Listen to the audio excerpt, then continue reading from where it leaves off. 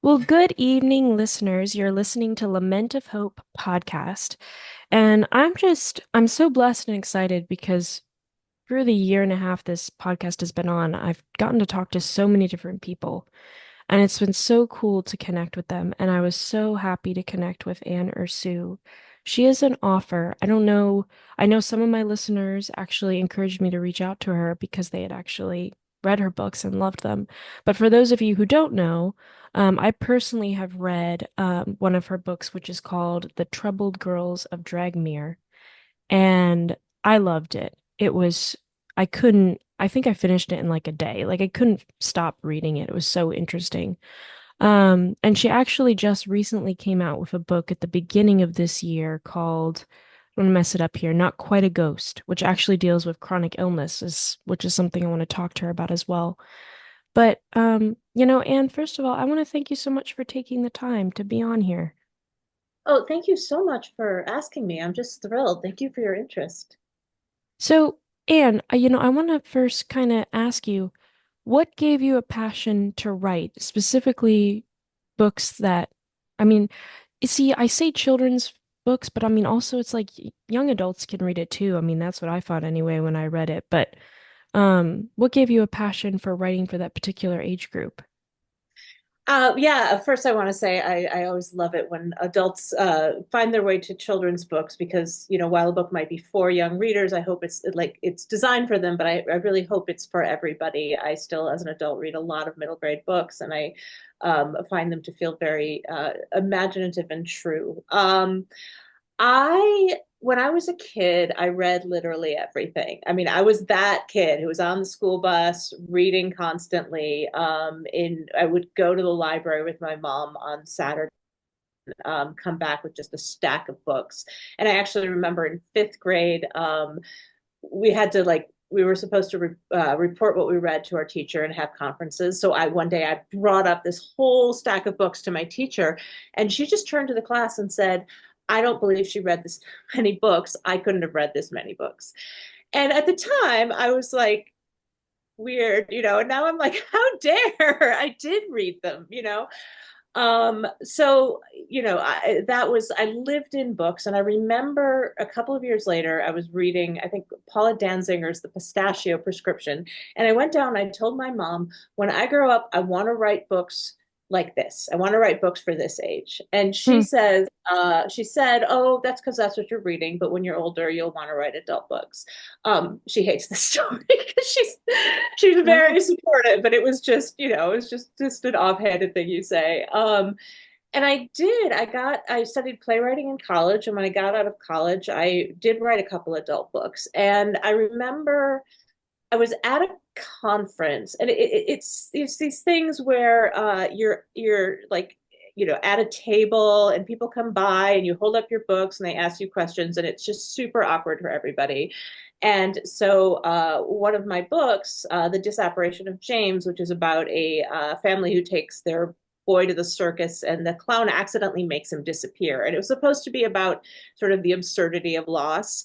Oh. But a woman picked up that book and said, "Oh, I don't like that magic stuff. I like atonement." And I was so annoyed because I love that magic stuff. I think magic can make books just, you can tell so many more stories that way and sort of hit them on a kind of a metaphorical level. So, What meanwhile, is that? But what did that mean? I like atonement. What is that? What's oh, sorry, Atonement was a book by Ian McEwan that was sort of, oh, Oh, she was comparing your book to that one. Okay. yeah, yeah, which was, I mean, yeah, I did not write Atonement. I Disclaimer. Right, exactly. I'm not Ian McEwan. I wrote a different book, but the but but at the same time, I was working on another book, a sort of big, kind of dark historical novel, and I got sick. It came down with another bout of chronic fatigue syndrome, which I'd had off and on since I was 18, and so I Mm. couldn't handle dark historical fiction or anything. And I just thought maybe I should try a kids book. I had a dear friend, Laura Ruby, who had just published a kids book, and I remember thinking, "Oh, you can do that." Like writing adult books was like the obvious thing, but like, oh wait, you can actually write kids books. So I did, and I wrote the first book in what became a trilogy is called The Shadow Thieves, and it was about two kids two Minneapolis eighth graders who discover that Greek gods are real, and they have to travel down to the underworld to defeat sort of an evil demon and it was so fun. I loved it. I wrote the rest of the trilogy, and I was just that's where I was. I wasn't going back. I love kid readers because they just love books so passionately. They will come up to you and they will be hugging your book, and they just have such expansive minds and are willing to play with the imagination in a way that some adult readers aren't necessarily ready to do. So that just became where I went. And I guess I just loved these books so much as a kid that I felt like maybe I could give back a little bit and write some books that might just keep other kids company as they're growing up. Hmm. That's so interesting. When you were talking about the chronic fatigue syndrome, did you have that at any point when you're writing these kids' books? Yeah, so that's really when I was writing The Shadow Thieves, I was really sick. I could barely get out of bed. I would make Hmm. I would just walk around the block every day, and that was about it. And this was just what was sort of fun for me and what I was able to do. I do remember the book has some battle scenes in it, and I gave a draft to my friend, and she's like, "You're writing past all the physical stuff." All the battle scenes were like, and then they fought. And all of the stuff that required exertion, I was just skipping over, and I think I was just sort of too tired to imagine it. Oh, wow. Um, yeah, so I've had sort of gaps in my publishing career because of different times when I've been sort of ill, but I've been managed to be healthy for the last crash was about 2017 or so, and I've managed to be healthy since, fortunately. Now, with chronic fatigue syndrome, is that something that you like can go away completely, or you'll just have bouts at different times of life? Like, does something prompt it, or? This is one thing where I've just discovered everybody's different. For me, I got sort of sick in college, and I was kind of slowly devolving until I really crashed, and again could barely function on my own. And it would sort of slowly get better, and then get worse, and then get better. I did have some treatments here and there, which I saw a doctor who had actually been seeing CFS patients since the 80s when there's sort of the first outbreaks in Kind Village, Nevada. Hmm. Um, and so he just tried a bunch of different things and some of them worked. But so for sort of the last 30 years, then I just go up and down.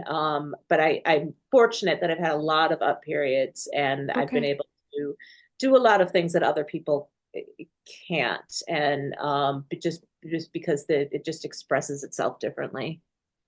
That must be like, does that scare you at all that it'll come back, or are you just kind of used to what it feels like? Yeah, it does. I mean, I the last bout I had was really bad, and I have a kid. And so, I have things I have to do, right? I have a kid to take care of. I have a life to lead. I'm fortunate to have a husband who's incredibly supportive and able to take care of things. But it's just you don't know something out of the blue is going to come and sort of attack you. And I'm hopeful that, I during the last bout, I also got a diagnosis of Sjogren's syndrome, and they were sort of able to treat me through that. I Hmm. suspect it's all kind of all the same thing that medicine doesn't really have an understanding of yet. Yeah. But at least honestly, because of that, I have avenues to see doctors and to get treatment, which with CFS is pretty hard to find someone who will even do anything but throw up their hands, and just say there's Hmm. nothing to do. But at least here I can walk into a doctor and say, I have this, and I can barely, I can barely function, and there's things they can try. Hmm. Is that where you got some of the inspiration for your recent book? Is your Yeah, experience with it? so this was always the thing that I had to talk about was this experience of being ill and having an invisible illness that was not very well understood. But it was something I never found a way to write about. First of all, I was writing fantasy, which is, either a kid goes out into the world and has an adventure, um, either or else, it takes place in a fantasy world, but there's no plot in chronic illness, right? You Yeah. can't go out and do anything. They can't Hmm. discover what they're doing in their magical world. Like there's nothing, there's no agency. Yeah. Um, and so I couldn't find a way in, and I kind of didn't want to. But then kids started getting long COVID.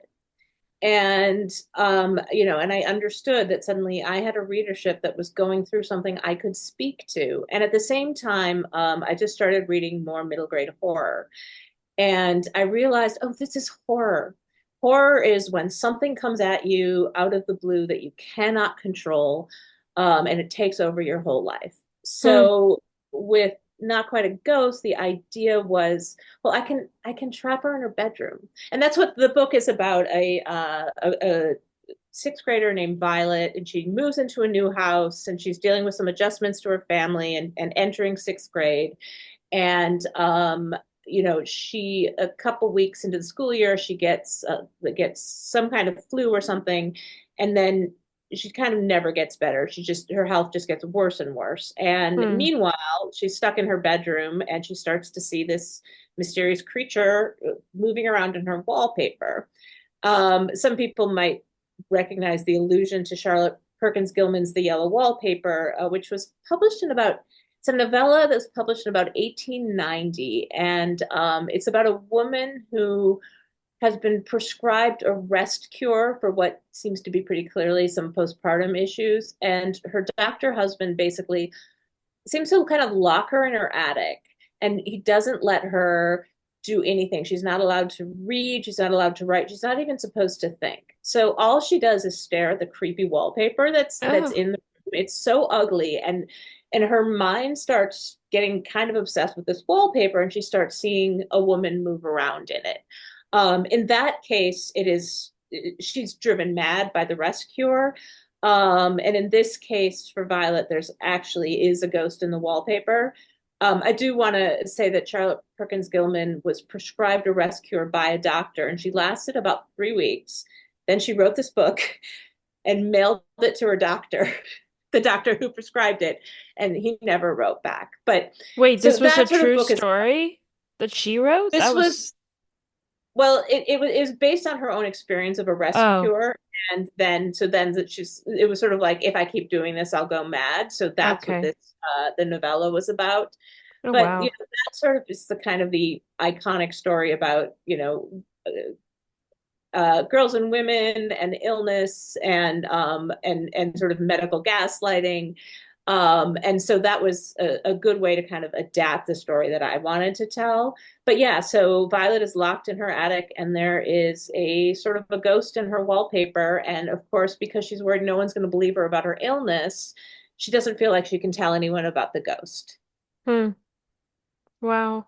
Did you ever feel like you were gonna go mad? Because I'm guessing with chronic fatigue syndrome, I mean, you're resting a ton, right? Because you just can't get up or you don't feel like talking or doing a lot of things because your body's so fatigued. Did you ever feel like you were just trapped in yourself kind of thing? Yeah, all the time. And that feeling of just being trapped in a body that will not respond to you and will not do what it's supposed to do is so frustrating. I've been very, very lucky to have a very supportive family. And my parents were always great. They always believed me. But you learn quickly that you go to doctors and the doctors don't believe you. You know, they they'll tell you there's nothing they can do. I had doctors tell me it was all in my head, that CFS isn't real. Hmm. Um, or, they prescribe things like they just think you're out of shape and you need to exercise, which we know now is actually like harmful if you have chronic fatigue syndrome or long COVID. So, you're just this feeling of my body is betraying me. No one understands why. No one cares to understand why. And there's no really help or hope is so awful. And I was lucky that we were able to get in to see this doctor in Pine Village. And I was lucky to have the resources I did, but it's still, is life's not supposed to be like that. So you feel helpless, and you feel and when all you have is the world in your head, it can be hard. I Fortunately for me, the world in my head is very vivid, and I could always read, but it's an awful feeling because the world thinks you've gone mad, and meanwhile you're facing a medical establishment who isn't doing what they're supposed to do.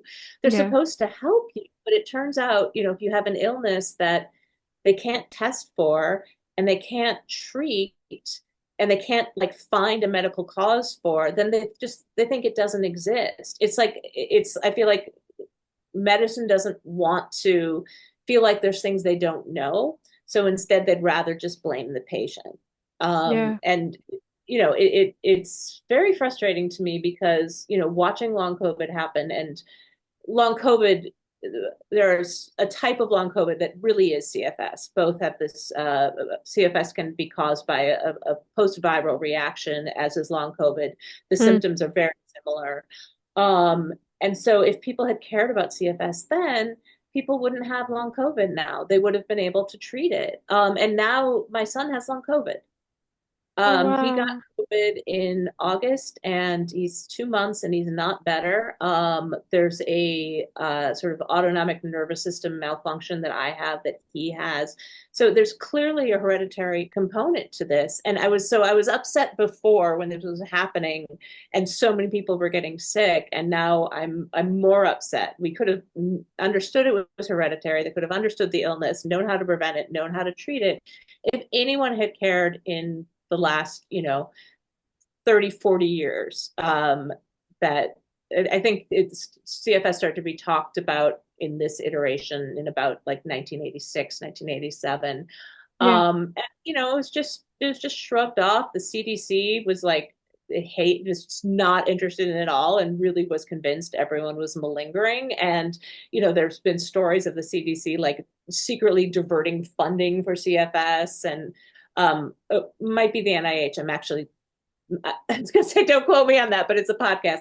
So some government institution that's for health did that. So Hmm.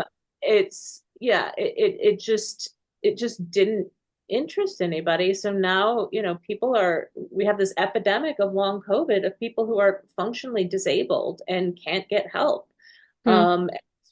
It's infuriating. And, I want my son to get help. Yeah. How did you, one thing I've always worried about, I'm not a mother yet, but, Lord willing, maybe someday I will be, but I've always worried about how to express fear to your children, because you don't want them to be afraid, Right. unreasonably afraid. But at the same time, you are afraid because you care about them and you love them and you can't control everything that happens to your child. Alas. How, how have you as a mom, I mean, even with your own experience with illness, like how do you encourage or kind of just maintain a calm, but at the same kind of time, like realistic conversation and just demeanor with your son as he's going through something really hard? That's a great question, and it's something that's always on my mind. My philosophy about parenting, too, is parent the kid you have, not the kid you thought you have, and love your kid and do the best you can. So, in the latter, that's what I'm trying to do is just let him know that I support him and I'm here for him, and he tell me what he needs, and trying to just get all these doctor's appointments set up. And but I can say I have felt like this, and I'm better now. And again, he was just diagnosed with the same autonomic nervous system malfunction that I have. So I can talk from experience about that. Having this, I do understand, uh, you know, this is again, my parents were so supportive and still are. But you know, so I remember how hard it was on my mom, you know, and she just wanted me to be better so badly. And I Hmm. could just hear when she asked, "Oh, you look better, you're feeling better." And it was hard to tell her I wasn't, you know, so because I was like destroying this hope. And so I'm trying, and again, that's just my mom is wonderful. She just, you know, wanted the Oh best for yeah. me for it. But so that's it's just something I'm aware of not doing. And to just, you know, it's my job right now to be just steady and supportive and find every solution I possibly can and to sort of manage all of this, school and whatever. So, you know, I feel like that's the best thing I can do right now. Yeah. Does he is he able to go to school at this point, or is he doing No, school he from hasn't home? been to school. Okay. It's his senior year, and you know, he just the first couple of weeks were like, oh, he's just having trouble recovering from COVID, but then he never got better. So now this is something we kind of have to deal with.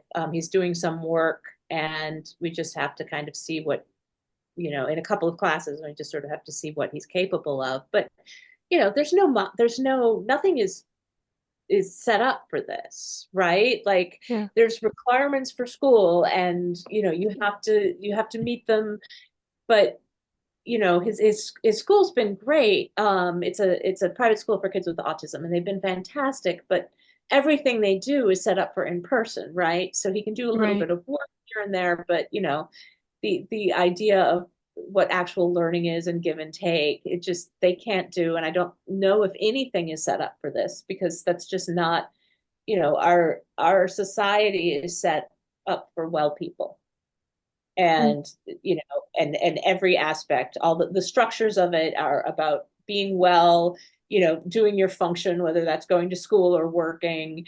And there's nothing for people who can't do that. So you know, and you know, even with long COVID, you still read about, you know, schools who don't get it or parents who don't get it or even doctors who don't get it. I read these message boards on Reddit, and there are people still who go to a doctor and they're told that long COVID doesn't exist.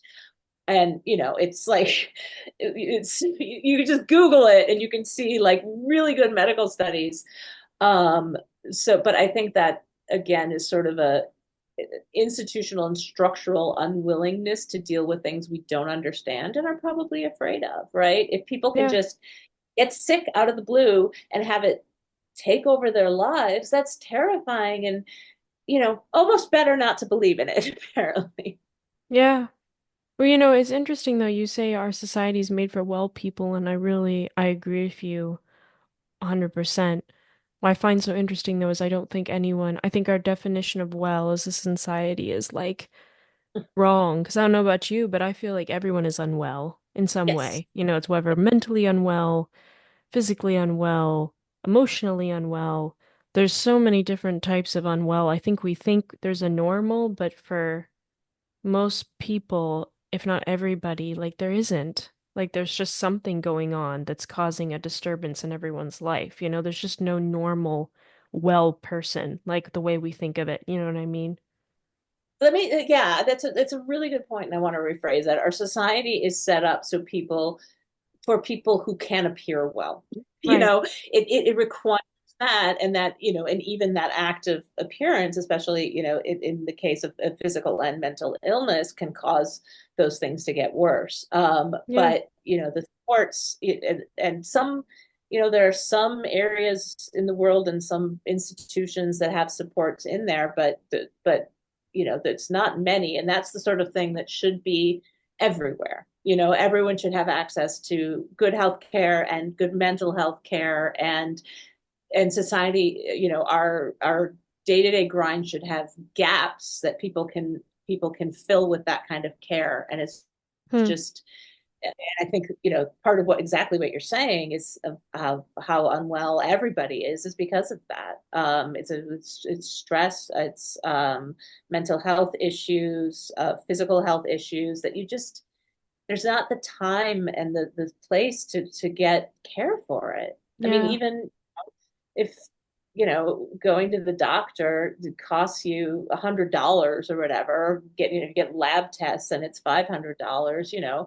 Many people can't do that, or they don't. They can't get off work. They don't have time to do it, or you can't even find internists anymore. I mean, Yeah. even here in Annapolis, we have great institutions, but there's no internists. Like they're nobody's going into it. Everybody retired because of COVID. And so the people that are there and that are great are completely full. And so it's just, not to mention any rural areas, there's just where there's no healthcare whatsoever. So it just our society wants and requires wellness without providing any resources to make people well.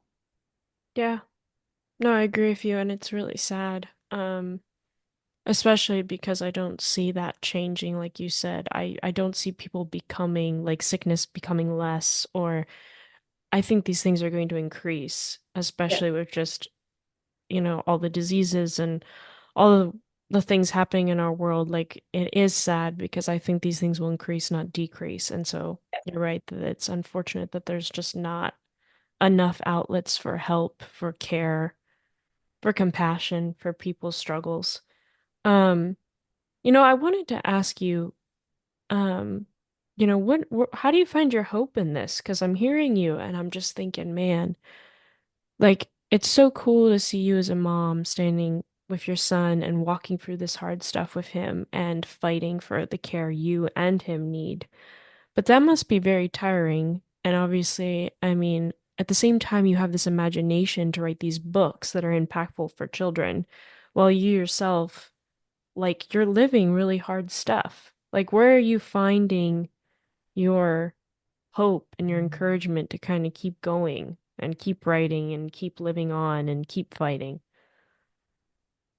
Well, it's a really good question. I will you say, to sort of tie the last question into this. One of my like the purposes of writing for kids is to give them books where that can keep them company and where they can see themselves and where maybe it helps them articulate the world a little more, their feelings a little more in a society that often just pretends like bad things aren't happening.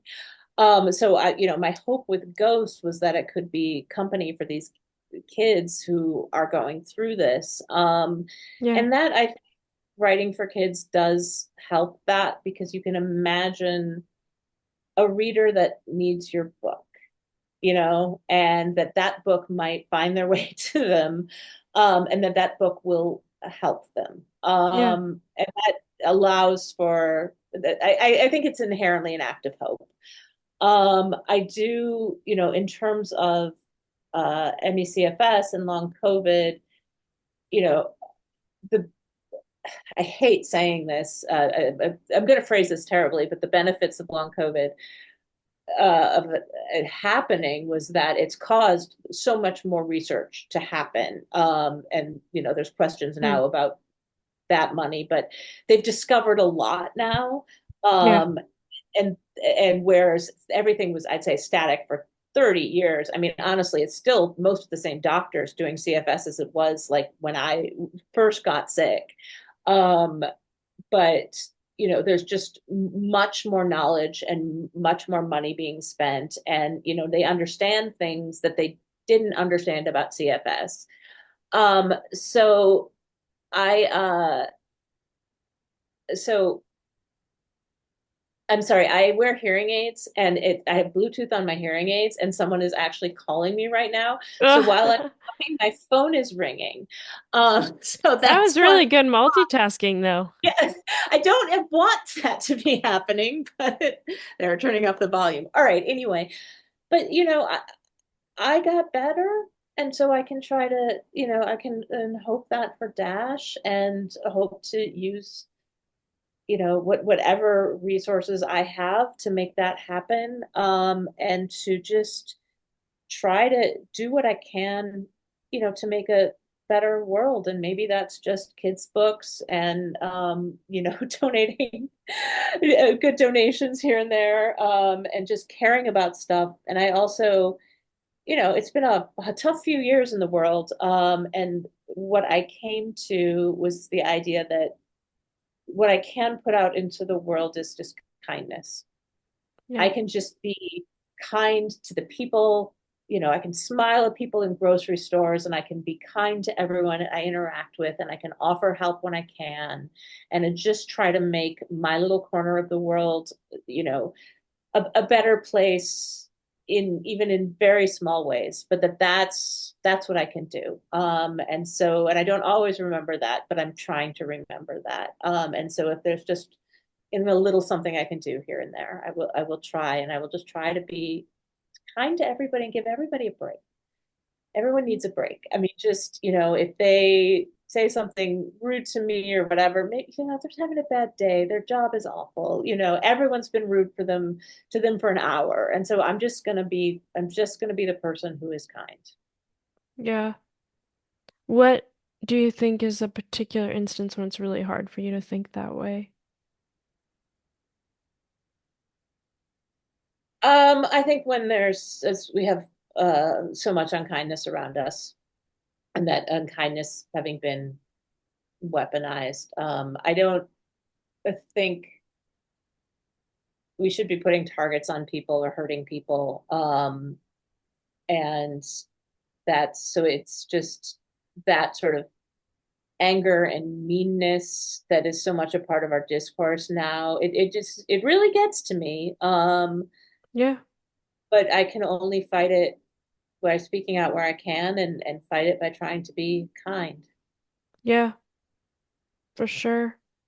This is gonna kind of switch topics a little bit, but with your book, The Troubled, Trouble uh, Girls of Dragomir Academy. Yeah, thank it's a you. long title. No, I It's know. like, It's my fault. um, one thing I found so interesting, especially about your characters, I mean, obviously it revolves around a girl where she's not really wanted at first. And then she ends up in this academy, and then I don't want to give it away for people who haven't read it, but it's just this series of events where she ends up finding who she is and realizing that being a woman and being able to accomplish things, important things, that that's not two separate things that can happen. Um, I was when I was reading it and I looked at the back cover after I finished it, and there were some people who had critiqued your book, obviously saying some great things about it. And one of them said something like, a really feminist tale. And I wanted to ask you, because I read it and I thought, this is really empowering for women, but I didn't see it as like your message to the world of a feminist message. But I mean, I could be wrong, that's why I wanted to get your thoughts because I really found it as this is a girl who's figuring out who she is, and she's able to discover that she can do great things, and her gender is not something that changes that. But also her personality and just her care and the friends that she makes and the teamwork. And so when you wrote it, I mean, did you have a particular message that you wanted to come across to readers? Or for you, it was just like, I have this tale, I want to tell it, and it was an imaginative story. Like, what was your goal behind writing the book? I try not to think about messages too much. What I hope that a reader would maybe get from this is, the idea of not letting people tell stories about you, and if they are, who does that serve? Um, Right. I always hope that with a protagonist, any protagonist in any of my books, that what they go through and the way they grow and meet those challenges and even triumph is something that is a process that can give the readers a little bit of courage themselves, and that maybe that can help them as they need to grow and meet challenges. I will say this book was a response to a particular political moment. Mm, um, okay. it was after the Brett Kavanaugh hearings. I and watching a woman who was accusing someone of sexual assault get just totally trashed, and watching power coalesce around itself. It was I couldn't get over that, and I was trying to think, what do I have to say to young readers, not just girls, everybody? What do I have to say about this particular injustice and how it works? And I really couldn't figure out a way in until, it just had this idea of using magic as a lens for power, and and this boarding school story. Yeah. I also, of course, I just want to say, this book was also, while dealing with sort of COVID and everything else, was also, a lot of things that I love. Like, I'd always wanted to write a boarding school story, because I just love reading them. I love monsters, and this was my chance to write like a cool, interesting monster. And I love books that have master narratives in them, which are the story society tells about themselves. Yeah. Um, and that when what happens when you overturn them. I find that very interesting, and I love writing about it, and I love reading about it. So, this was a chance to do all of that, and also to I'm a quarter Romanian, and so the fantasy world was sort of Romanian based, and it was an opportunity to kind of explore that part of my my heritage, and to feel Romanian. So there were a lot of things I loved in there. The inspiration was entirely sort of political, but it's supposed to speak to everybody, and it's supposed to talk about, the stories people will tell that make you feel small, and why are they doing that, and what can you do to not feel so small, and what power do you have. So, there's always a lot that goes into it. Yeah. And I mean, I have to say I think it was so interesting too, because even at the beginning, she has a family that doesn't really care for her well at all. I mean, you can debate what care would mean there, but um, I thought it was interesting because it was just, I mean, even in that, you can have so many kids now who can relate to, really dysfunctional home lives where parents are not super involved, or one child is favored more than the other, or there just isn't any, like, there's emotional neglect, even if they're cared for physically and the things they need. And that was really interesting to read at the beginning too. And I was like, this would be, it's relatable for, like you said, like there's a lot of things in that book I found that were relatable beyond just even the things you mentioned. And that again, I want to sort of meet kids where they are, and and find ways to give them company and strength and hope. And even though, Mario's situation, uh basically, everybody, the sorcerers are really powerful in the society because they keep everybody safe, and the family believes Mario's older brother is going to be a sorcerer, which means they get to be wealthy and powerful. So Mario just gets ignored. So that was Yeah. a sort of extreme version of that, but also that gave Maria a chance to find her people. There's a woman in the village who is kind to her, and then Yeah. when she's sent out, sent to this boarding school for troubled girls, she can find and connect with other people. And I think that is one thing that I can say, is that, that this isn't everything, that it might feel like everything, but there are other people out there, and there's strength out there. And maybe if your family isn't it, you can find it somewhere else. And that process of sort of gathering strength from the woman who's kind to her, but also the friends, is what the friends she makes at the school is just Yeah. really what helps her feel more empowered. Yeah. Yeah, a community that you're not completely alone. That's true. I was gonna say too, I read in your bio that you love cats, which I love cats too. I have a cat named Knightley that I named after um Jane Austen's Nightly, Emma. Yeah. of course. Yes, yes. Yeah. Love Nightly. Well, the name I found out actually means Knight's Meadow, and it was so cool because my Oh, cat is a man, but he's so affectionate.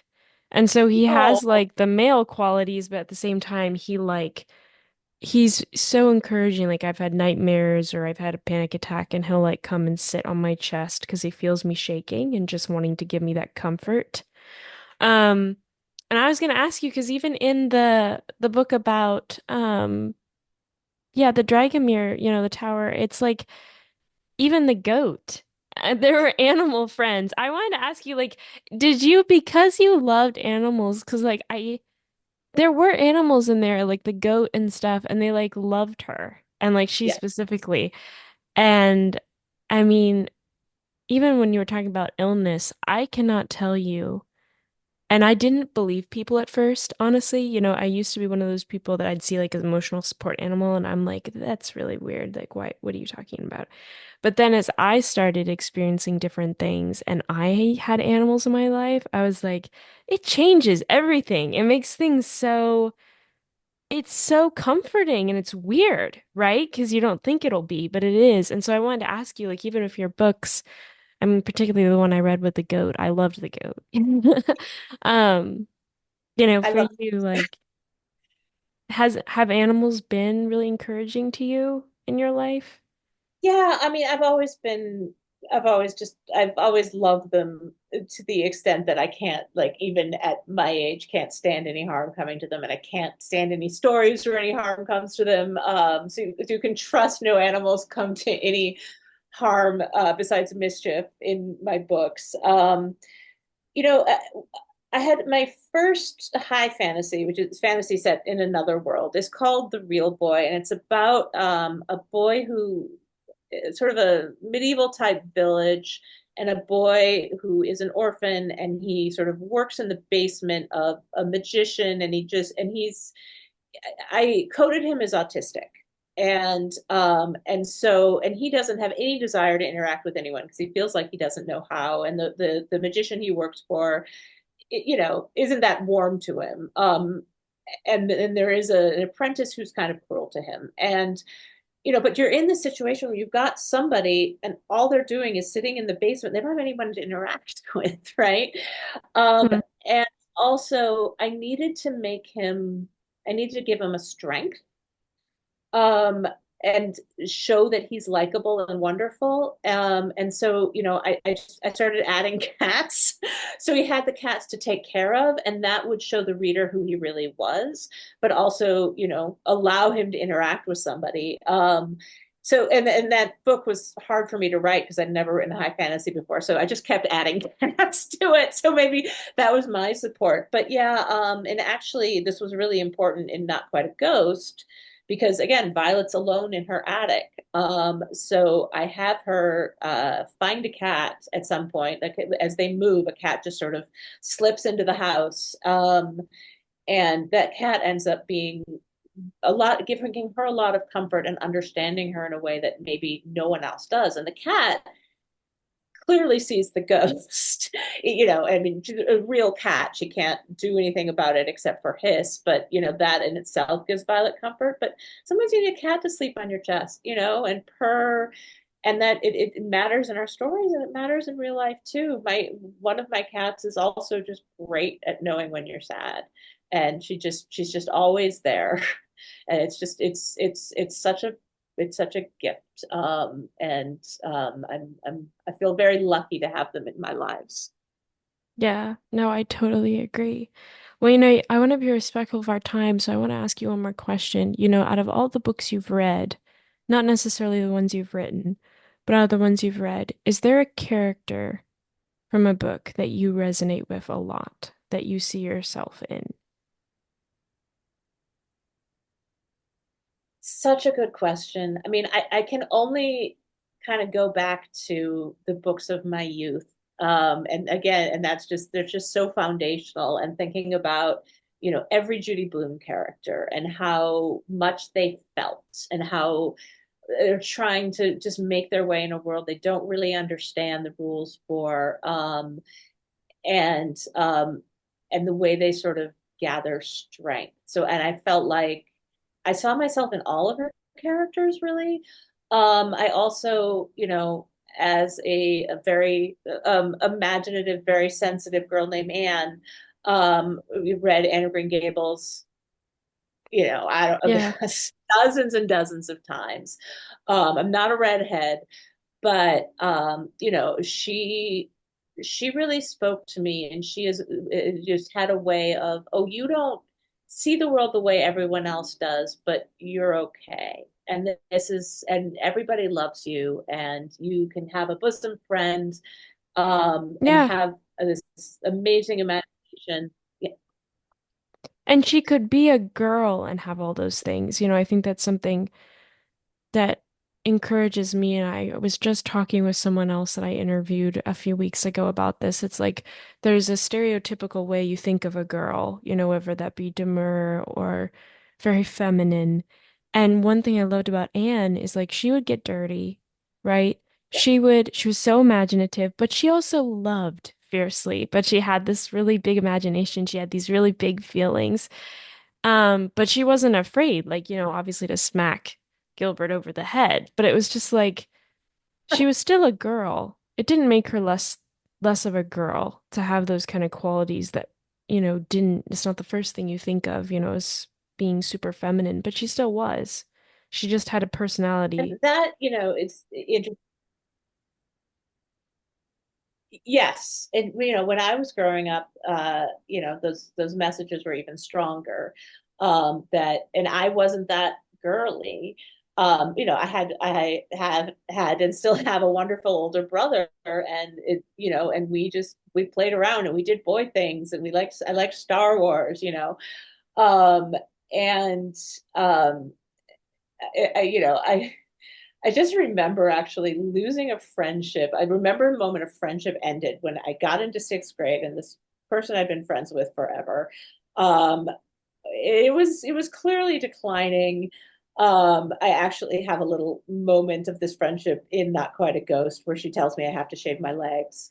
Um, and Oh, but I she asked me, like, do you have this TV show you just love and you cannot wait every week to watch it? And I said Doctor Who. And her face just was like, what? And she's like, minus Dallas. And I knew at that moment I had done being a girl wrong.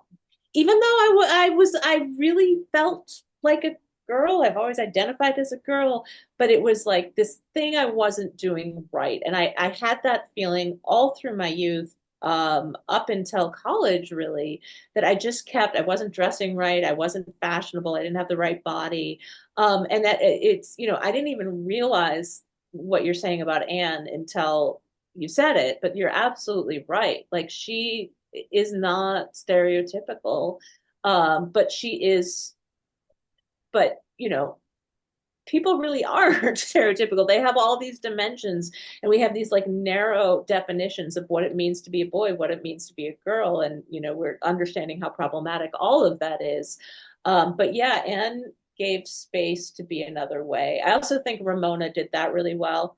I loved all the Ramona books. She, made space to have big feelings and to act out, and to be trouble. And those were messages that I really needed, and I think kids today, all of them need. They're so it just, and again, that's just, for me, it's the power of children's books that allow you to find this, I guess, the scope of yourself in other characters. yeah, and I mean, you are helping to shape kids' thoughts about themselves and about life at a young age. And that is really, I mean, that's a really cool position to be in. That's like a lot of responsibility too, but it's really cool. I mean, I hope so. You hope the kids who need the books find them, and that, and I hope some kids read Not Quite a Ghost and was like, that was creepy. I love ghost stories, or just really like the sort of the realistic school events. And I hope others, come in with the sense of being seen for their illnesses, or for some other way that they feel like they're not being seen for whatever is invisible about themselves, which I think probably most kids have things they don't they things that seem no one else sees. So you hope they identify on that level for the kids who need it.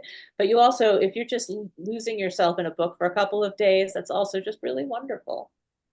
It is. It is wonderful. One reason I started reading children's books was because of going through so much high anxiety and panic attacks. There was a season, and my friend said, you should really read children's books. And I was like, you're kidding. No. And she was like, yeah, no, I'm serious. You really should just read middle grade novels because she loves them and that's what she wants to, do when she finishes her master's. And she's like, you got to just start reading them. And I did. And I would lose myself in them for just hours. And then Yeah. and I would also still feel so keenly how they felt just because they were kids. I still felt it. And by the time I ended it, my husband was like, "Man, you're going for these books like left and right." And I was like, "I love these books." And now I have this shelf full of these middle grade novels from my friend. And it's just like, it's been such a gift to dive into being a kid again. But at the same time, you just identify still with all those feelings that kids have. I think there's so much about being a kid is being in this world that is increasingly difficult to understand, and yet you are sort of asked to understand it without anybody explaining it to you. But that's part of being an adult too, is, we're supposed to have it all like organized and together, but I don't understand anything anymore. I don't know what's happening. And that those feelings of feeling sort of small and confused and figuring out yourself anyway is something that's, I think, is just, it's just really important for all of us. I will also say, getting back to what we talked about, that I think these books sort of, they they they they end with hope. Oh I yeah. would describe hope as the most important quality in a middle grade novel. I can't think of one that doesn't have it somehow. And I don't want to give kids a book that doesn't have hope, but we all need that. We all need hope. And if it's, and if we can find that in books, if books help us feel hope, I think it's a wonderful thing. Yeah, I totally agree. Well, Anne, thank you so much for this. I mean, it's been so cool to like get to know you, which is I always love because then when you read the book again or whatever it is, get to know the writer and it just kind of gives it a deeper meaning for you. But it was just so neat to talk with you and to see the struggles you've gone through and to see the ways that you are overcoming those and with your son as well. And I just hope that, listeners can be encouraged by that. And, for listeners, I'll have her website linked to this episode as well. Please check out her books. Um, and yeah, and it was just great. I'm very happy right now. I'm very content. Wonderful. I love this. Thank you so much for asking me. I love this conversation, and thank you for putting out this wonderful presence in the world. You're so welcome. Well, Anne, have a good night and thank you so much. Thank you.